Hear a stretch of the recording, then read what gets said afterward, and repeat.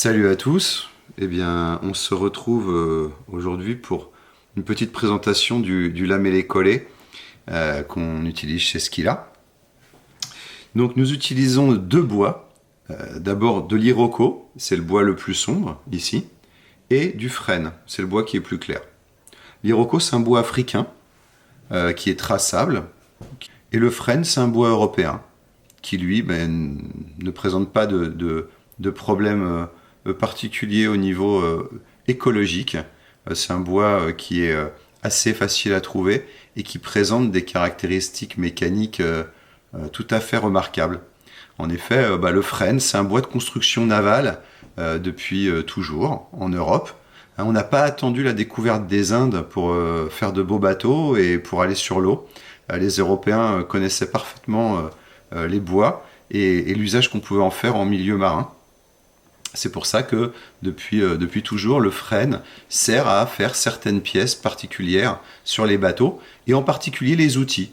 Les manches de gaffe, les avirons sur les bateaux sont fabriqués en frêne. Pourquoi ? Parce que c'est un bois qui, somme toute, résiste bien à l'attaque du sel et du milieu marin, même s'il a tendance à devenir gris. Et c'est un bois qui résiste très bien aussi à la force. Comme vous l'aurez compris, une gaffe, ça ne doit pas casser, un aviron, ça ne doit pas casser. Donc, le frêne est particulièrement adapté. Il a une super belle couleur, un petit peu doré, comme ça, un peu clair. Et puis, par contre, l'iroko, lui, va s'obscurcir avec le temps, il va foncer, il va garder aussi ce petit côté un petit peu translucide, très joli, très lisse, qu'on aime beaucoup. Et les contrastes entre les deux bois vont être de plus en plus nets avec le temps. Donc deux très beaux bois qu'il faut néanmoins protéger avec un vernis. Ils ont tous les deux leur propre résistance au milieu marin, mais si on veut pas qu'ils grisent, eh bien il faut laisser un vernis dessus. On utilise un excellent vernis bicomposant, qui est passé en plusieurs couches, reponcé, repassé, quelque chose de très uniforme, très brillant, très beau, et qui dure. Alors ce vernis est très difficile à endommager.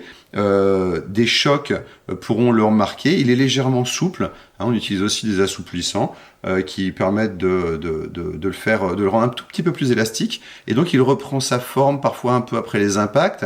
Voilà. Il est dur à attaquer. Si jamais il y a une griffure, ce n'est pas grave, vous pouvez la polir. Si jamais il y a un accroc qui va jusqu'au bois, alors là il faut rincer le bois à cet endroit-là, le laisser sécher jusqu'à ce que toute l'humidité soit sortie du bois et remettre un petit point de vernis pour éviter non pas que le bois cède, ça ne va pas inonder le fusil, mais vous risquez d'avoir une petite entrée d'eau dans la veine du bois qui va changer de couleur. D'un point de vue esthétique, ce sera pas joli.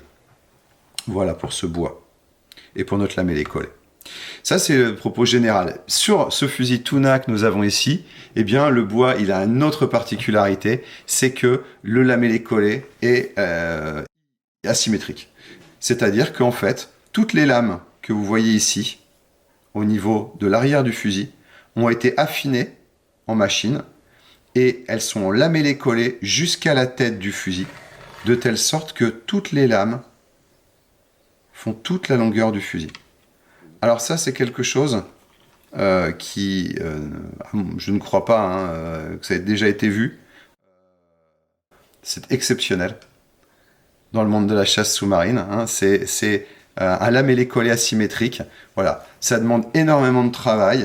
Vincent à l'atelier, il passe beaucoup de temps, mais c'est une décision technique, esthétique, mécanique, de vouloir que le fusil ait une fibre qui soit cohérente sur toute la longueur. Et puis ça lui donne une ligne particulièrement élancée, très très aiguisée.